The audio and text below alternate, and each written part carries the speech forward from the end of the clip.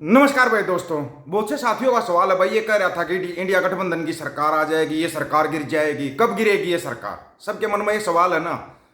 India गठबंधन की भी अपनी रणनीति तैयार है, एनडीए गठबंधन की अपनी रणनीति तैयार है। पहले जो मंत्रियों का बंटवारा हुआ है उसके अंदर झोलमाल हो गया। दूसरी बात, जो कोई भी सरकार बनती है, गठबंधन की सरकार बनती है, तो राष्ट्रपति क्या होता है, अपना शक्ति प्रदर्शन करने के लिए बोलता है कि भाई इतने सांसद अपने साथ दिखाओ। ऐसा कुछ नहीं बोला गया। प्रधानमंत्री साहब ने एक लेटर दिखा दिया, देखो 292-93 सांसदों के साइन इस पे, मेरे को प्रधानमंत्री बना दो। लेकिन अब ऐसा नहीं होगा, ऐसा अब नहीं होगा। वो तो शक्ति प्रदर्शन तो करना ही पड़ेगा। शक्ति प्रदर्शन के लिए एनडीए भी तैयार है और इंडिया गठबंधन भी तैयार है, क्योंकि इंडिया गठबंधन जो है वो 237 या 240 पे पहुंच गया है। 240 हो गए हैं उसके, क्योंकि 99 थे कांग्रेस के खुद के, उनके 101 हो गए, तो वो 240 करके बैठे हुए हैं। ऊपर से 10 सांसद और गए बीजेपी के, 10 सांसद और गायब हो चुके हैं बीजेपी के। गायब नहीं, मतलब के समर्थन दे चुके हैं इंडिया गठबंधन को। इनकी पार्टी के अंदर जो दरार पड़ी हुई है बीजेपी के अंदर, वो सबको दिखाई दे रहा है। यहाँ रोहतक से ले लो, अरविंद शर्मा बोल रहा है मेरे को ग्रोवर ने हरवा दिया। उधर से जो भी हार रहा है बीजेपी का, वो ये बोल रहा है मेरे को मोदी ने हरवाया है, मेरे को मोदी ने हरवाया है, मेरे योगी जिताने वाला था, मोदी हरवाने वाला था। मतलब कि तो इनकी आपसी फूट है ना। बगैर आग के कभी भी कहीं भी धुआं नहीं उठता, इस चीज का आपको याद रखना चाहिए। बिना आग के कभी धुआं नहीं उठता। कहीं ना कहीं कुछ तो जरूर है जो इतना धुआं उठ रहा है, इतना धुआं उठ रहा है। अब संसद का सत्र जैसे ही शुरू होगा, जिसके अंदर पहले 2 दिन तक तो जो नए सांसद बने हैं उनको शपथ दिलाई जाएगी, जिसमें अमृतपाल भी आएगा। 24 जून से सत्र शुरू हो रहा है, तो 24 जून को अमृतपाल सिंह को भी बाहर लेके आएंगे। 24 को दिलाएंगे, 25 को दिलाएंगे, वो इनकी मर्जी कब शपथ दिलाएंगे, लेकिन 2 दिन के अंदर शपथ दिलाएंगे। तीसरे दिन इंडिया गठबंधन अपना दावा ठोक देगा कि हम अपना शक्ति प्रदर्शन करना चाहते हैं, किसके पास कितने सांसद हैं। उसके बाद 26 जून को सबसे बड़ा कारनामा होगा। 26 जून को याद रखना, 26 जून को। फिर बार बार आप मैसेज करते रहे तो नहीं भाई ये बोल रहा था अब गिरेगी अब गिरेगी। 26 जून को लोकसभा स्पीकर पद का चुनाव है। सबने अपने नामांकन भर लिए हैं, सबको बता दिया अपने अपने नामांकन भर लो। इंडिया गठबंधन ने बोल दिया है अगर टीडीपी अपना उम्मीदवार उतारती है तो इंडिया गठबंधन कोई उम्मीदवार नहीं उतारेगा लोकसभा स्पीकर पद के लिए। टीडीपी अगर अपना उम्मीदवार उतारेगी तो इंडिया गठबंधन अपना उम्मीदवार नहीं उतारेगा मैदान के अंदर।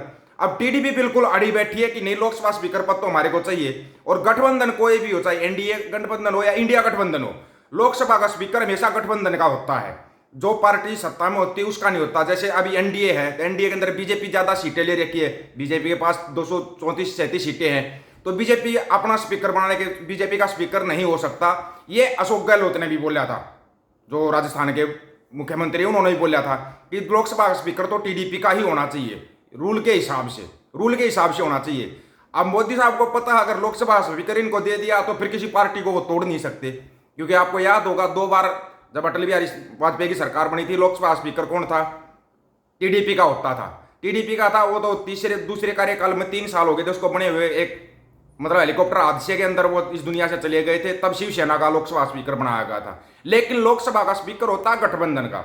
2 बार सरकार बनाई, दोनों बार बीजेपी ने अपनी चलाई, चाहे वो मंत्री पद के बंटवारे हो या लोकसभा का स्पीकर इन्होंने अपना रखा और पार्टियों को तोड़ दिया। तोड़ने के बाद पार्टियां कहां जाती है? लोकसभा स्पीकर के पास, अंतिम फैसला उसका होता है। अब 26 जून को होना लोकसभा स्पीकर पद का चुनाव। इंडिया गठबंधन ने बोला अगर टीडीपी अपना उतारती, टीडीपी अपना उतारेगी तो टीडीपी के पास 18 हैं, 240 इंडिया गठबंधन के, उन्होंने समर्थन दे दिया। जेडीयू ने समर्थन दे दिया, शिवसेना ने समर्थन दे दिया टीडीपी के लोकसभा स्पीकर उम्मीदवार के लिए। तो 26 जून इनका आखिरी होने वाला है। अब प्रधानमंत्री साहब को भी समझ में नहीं आ रहा है, लगता नहीं कि 5 साल तो छोड़िए, आने वाले कुछ दिन बड़े मुश्किल होने वाले हैं, बड़े ही मुश्किल। या तो अभी अंदर खाते सेटिंग कर लेंगे, क्योंकि एक नया रूल लेके आए हैं, उसमें जनता की जेब से पैसे निकलवाए जाएंगे। भाई 26 जून तक इनको चंदा दो, इनको सांसद खरीदने हैं, सांसद भी तो खरीदने हैं ना, वो आपको चंदा देना पड़ेगा। चंदा लेंगे ये और सांसद खरीदेंगे। अब मुश्किलें किसके लिए आ रही हैं? एनडीए गठबंधन के लिए। और धुआं उठ चुका है, बीजेपी के अंदर से धुआं उठ चुका है। धीरे धीरे करके इनके सांसद टूटते जा रहे हैं। उधर से ममता बनर्जी दावा कर रही है कि मेरे पास भी 3 तो आगे हैं, बाकी के भी आएंगे, 3 आगे बाकी के आएंगे। तो 26 जून होने वाली है इनकी आखिरी। क्यों आखिरी? क्योंकि लोकसभा स्पीकर पद का चुनाव है और बीजेपी किसी भी हालत में नहीं देगी, मोदी साहब तो नहीं देंगे लोकसभा स्पीकर का पद किसी दूसरे को। अब वहां पे क्या होगा? या चंडीगढ़ की तरह चुनाव होगा कि हाँ बस ये मोर मारनी है, हाँ ये बीजेपी का, ये बीजेपी का, मतलब कांग्रेस वालों को भी हो सकता है बीजेपी बना, इंडिया गठबंधन को भी बीजेपी की वोट दिलवा देंगे। अगर ऐसा कुछ संसद के अंदर होता है तो ये समझ जाना। और हाँ, दूसरी बात जो अभी तक किसी को नहीं पता थी, सबको पता है, अजीत डोभाल साहब ने इस्तीफा दे दिया था कि अब मेरे बस की बात नहीं है, मैं एनआईए के उसका पद नहीं संभाल सकता, उन्होंने इस्तीफा दिया था।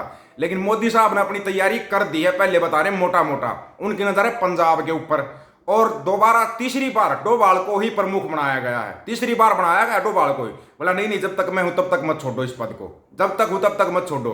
तो डोभाल को ही बनाया गया है।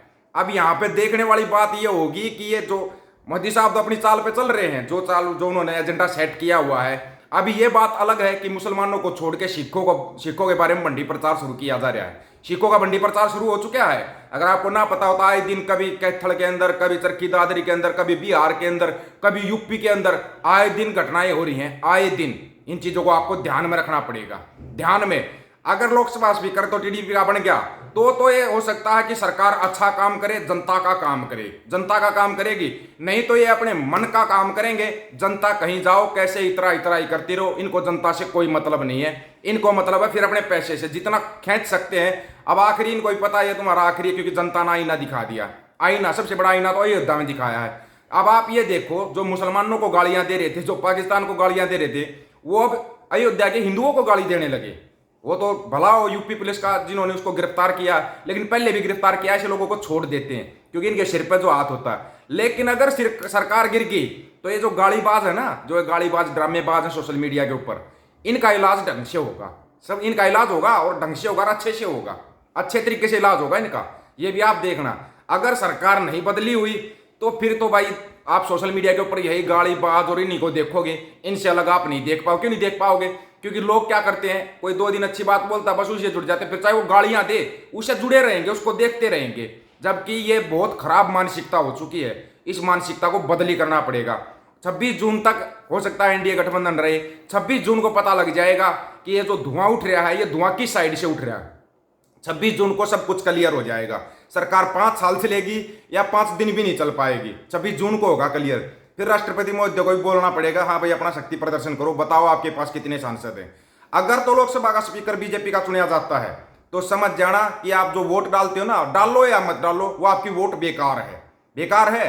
अभी तक तो लोगों ने अपनी वोट की ताकत दिखाई, क्योंकि जनता ने इलेक्शन लड़ा था। जनता ने हर एक जगह पे सबक सिखाया। ये कहीं जहां पे सेट नहीं कर पाए, अयोध्या है, ये इन्होंने सोचा था मंदिर बना दिया, वोट तो हमारे को मिलेंगे, वो मशीन सेट नहीं कर पाए, इसलिए चुनाव हार गए। चुनाव हार गए। उठेगा मशीन का मुद्दा, आपको पहले बता रहे हैं, ईवीएम पर मुद्दा आएगा वो, लेकिन बाद की बात है। जब पार्टियां नहीं बोल रही तो हमारे कोई ईवीएम से कोई मतलब नहीं है। लेकिन हाँ, अगर 26 जून को लोकसभा स्पीकर का पद का चुनाव होना, उससे पहले 24 जून को अमृतपाल भी आ रहा है, तो शपथ दिलाई जाएगी। शपथ तो दिलानी पड़ेगी। सांसद बने, जनता के चुने हुए सांसद हैं, उनको शपथ दिलानी पड़ती है संविधान के अनुसार। लेकिन देखते हैं लोकसभा स्पीकर संविधान के अनुसार चुना जाता है या फिर मोदी के अनुसार चुना जाता है। क्योंकि चारों तरफ से जो उलट पुलट चल रहा है ना, उधर से मोहन भागवत साहब बयान दे रहे हैं, या तो मोहन भागवत साहब को लग लिया है कि हाँ अब मोदी जाएगा। तो ये धुआं जो उठ रहा है ना दोस्तों, ये धुआं है ना बड़े गजब के तरीके का उठ रहा है, गजब के तरीके का। इस बारे में आप लोगों की क्या राय है भाई? क्या बगैर आग के कभी धुआं उठता है क्या? अपनी राय रखना, आपकी राय का इंतजार रहेगा। आपकी राय बहुत महत्वपूर्ण होती है। और जो लोग पूछ रहे थे ना, नहीं भाई सरकार तो नहीं टूटेगी, टूटेगी। 26 जून का इंतजार करो। बहुत कुछ टूटता है अपने देश के अंदर, बड़ी बड़ी सरकारें टूटी हैं, ये भी टूट जाएगी। आपकी राय का इंतजार रहेगा। अपनी राय जरूर रखना दोस्तों। सभी साथियों को राम राम, नमस्कार, आदाब, सत श्री अकाल। वीडियो को ज्यादा से ज्यादा शेयर, चैनल को सब्सक्राइब और बेल आइकन को जरूर दबाना दोस्तों। ऑफिशियल दीपक फौजी यूट्यूब चैनल, बात हक और सच की करेंगे। हक सच की बात हम करेंगे। वीडियो को ज्यादा से ज्यादा शेयर करने की जिम्मेवारी आप लोगों की है।